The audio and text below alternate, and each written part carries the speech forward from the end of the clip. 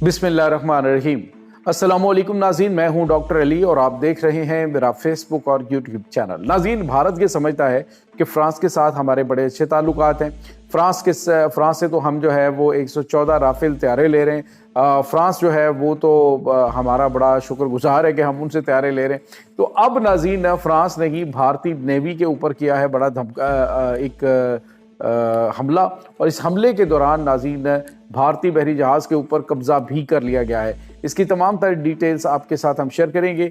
जबकि दूसरी बड़ी और अहम खबर है कि जंगी बहरी बेड़े के बाद अमेरिका जो है वो एटमी आबदोज़ें भी मैदान में ले आया है ईरान के खिलाफ, और ईरान जो है उसने दुनिया की शहरग के ऊपर हाथ डाल दिया है। इसकी भी ताज़ा तरीन अपडेट्स आपके साथ हम शेयर करेंगे। वीडियो की तफसील में जाने से पहले अगर आपने हमारे इस चैनल को सब्सक्राइब नहीं किया हुआ तो आपसे गुजारिश है काइंडली इसको सब्सक्राइब कर लें और बेल आइकन को ज़रूर दबा दें ताकि हमारी आने वाली वीडियो सबसे पहले आप तक पहुँच सकें। नाज़रीन, हम आपके शुक्रगुजार हैं जो आप हमारे वीलॉग्स को देखने के लिए वक्त निकालते हैं और कमेंट सेक्शन में अपनी मोहब्बतों का इजहार भी करते हैं। नाज़रीन, इस वक्त आपको पता है कि भारत यौम जमहूरिया मना रहा है, लेकिन भारत को इस यौम जमहूरिया के मौके पे ही बड़ा धचका लग चुका है। भारत वैसे तो नाज़रीन एक बड़ी इकॉनमी है, एक बड़ा मुल्क है, एक बड़ी मार्केट है। आप यूँ समझ लीजिए कि भारत जो है अगर बंदे के पुत्रों की तरह चलता तो खित्ते के जो ममालिक हैं उनके साथ भी ये अच्छे मरासम कर जो है वो कायम रख सकता था। लेकिन जो इसकी सरश्त के अंदर शरारतबाजी है उसकी वजह से किसी भी हमसाया मुल्क के साथ इसके साथ ताल्लुकात बेहतर नहीं है, सारे के सारे इससे तंग है। आप अंदाज़ा लगाइए कि चीन के साथ इसके मामलात बड़े ख़राब हैं, लेकिन इसके बावजूद 150 अरब डॉलर की मार्केट है, तिजारत उनके साथ इंडिया करता है। अब नाज़रीन, यूरोपीय मार्केट की तरफ ये रुख कर रहा है। यूरोपीय मार्केट जो है उनके साथ एक यूँ समझ लीजिए कि ये टैक्स फ्री ट्रेड जो है उसका आगाज़ करने जा रहा है, और बताया जा रहा है कि जी फ़िलहाल जो है इब्तदाई तौर पे वो टैक्सेस में छूट दी जा रही है और उसमें काफ़ी ज़्यादा इनको फ़ायदा होगा, इंडिया को भी होगा और दीगर ममालिक को भी। तो यूरोपीय मार्केट जो है उसको कैप्चर करने की इस वक्त इंडिया कोशिश कर रहा है। तो यूरोप के साथ ताल्लुकात भी बना रहा है, लेकिन दूसरी तरफ नाज़रीन यूरोप जो है इन्हें औकात में भी रखे हुए है। हुआ कुछ यूँ है कि एक जो ऑयल टैंकर, एक बहरी जहाज़ इंडिया का जो कि रशियन फ्लैगशिप था, रशिया का झंडा लगाया हुआ था और वहाँ पे वो गुजर रहे थे, तो फ्रांसीसी नेवी ने उसके ऊपर अटैक किया और उसके ऊपर कब्जा कर लिया। तो उसके बाद जो अंदर से निकला वो क्या था, वो सारी इंडियन टीम थी, इंडियन कैप्टन था, और ये नाज़रीन जो बहरे रूम के अंदर ऑपरेशन अंजाम दिया गया है और इसमें उस सारे के सारे अमले को, सारे का सारा अमला जो है वो भी गिरफ्तार किया गया। ये वो शैडो फ्लीट है नाज़रीन जिसके ऊपर पाबंदियां लगाई गई थी, लेकिन ये रशियन फ्लैगशिप के साथ जो है वो सफ़र कर रहा था, इसको पकड़ लिया गया और इंडियन जो कैप्टन है और अमला है उसको गिरफ्तार कर लिया गया।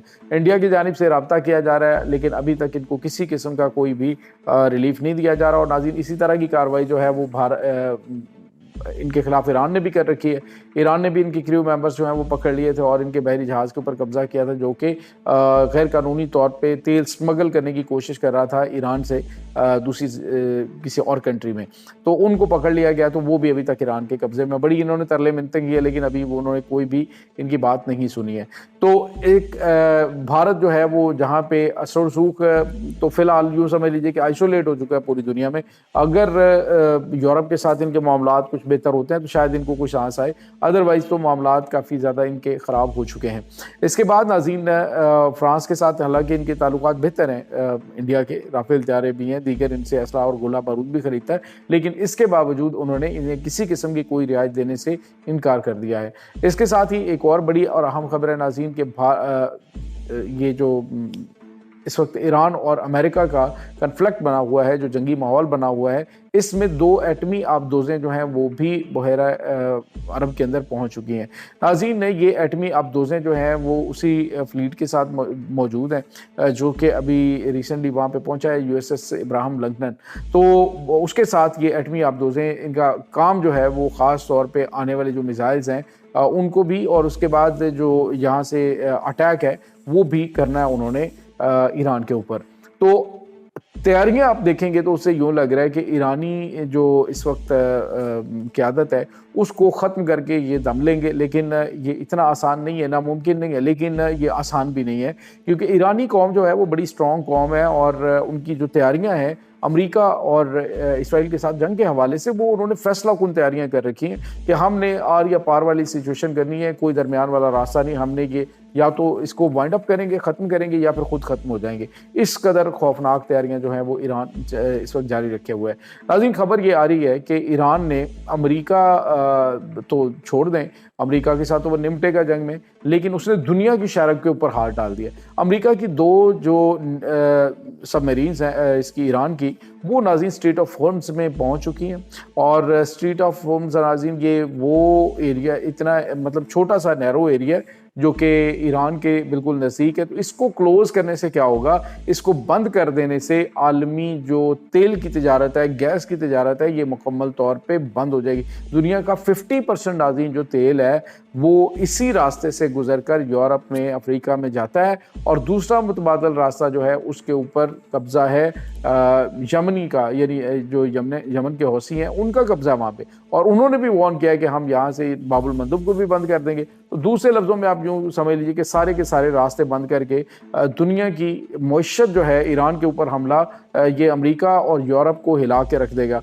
क्योंकि इस वक्त जो यूरोप है वो अब अपने आप को ट्रांसफ़र करने की कोशिश कर रहा है। तेल के आज इनके जो पैट हेग्ज़त हैं, इनके जो वज़ीर दिफ़ा उन्होंने एक बात की है, उन्होंने कहा जी कि ये जो यूरोप है ना, ये अब तेल पहले इंडिया से ख़रीदता था, तो हमने इंडिया के ऊपर 50% टैरिफ आयद किया है, जिसकी वजह से वो तेल वहाँ से नहीं ख़रीद रहा। तेल वो ख़रीदता है इससे रशिया। अब इन्होंने डायरेक्ट रशिया के साथ मुआहदे किए।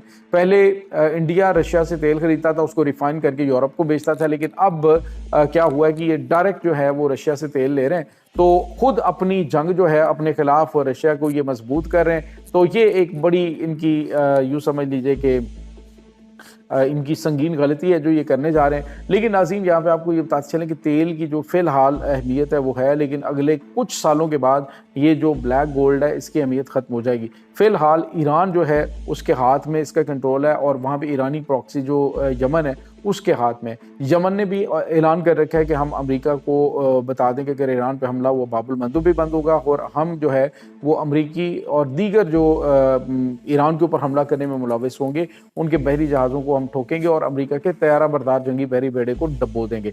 तो ये बहुत गैर मामूली चीज़ें नाज़रीन इस वक्त चल रही हैं। ख़ित्ता जो है वो एक खौफनाक जंग का जो है वो साउंड दे रहा है कि ये जंग शुरू होनी है, तो इससे पाकिस्तान ने भी महफूज नहीं रहना। याद रखिएगा, पाकिस्तान इससे महफूज नहीं रह सकता, क्योंकि अमेरिका ने ऐलान किया, उसने कह दी कि जो ममालिक मेरी ईरान पर हमले के इस फैसले की मुखालिफत कर रहे हैं उन ममालिक के ऊपर मैं 100% टैरिफ जो है वो आयद करूँगा। और वैसे भी पाकिस्तान और ईरान की सरहद मिलती है। पाकिस्तान एलानिया तौर पे कह रहा है कि मैं यहाँ पे कोई और रजीम या इस तरह की चीज़ बर्दाश्त नहीं कर सकता कि दुश्मन जो है वो हमारे हमसाए में आके बैठ जाए। ये नाज़रीन इस वक्त ताज़ा तरीन अपडेट्स हैं। इस तमाम सूरत हाल के बारे में आपका क्या कहना है, कमेंट सेक्शन में अपने ख्यालात का इजहार ज़रूर कीजिएगा। इंशाल्लाह बहुत जल्द मिलते हैं एक नई वीडियो में। तब तक के लिए अपना बहुत सारा ख्याल रखिएगा। अल्लाह मुबारिक।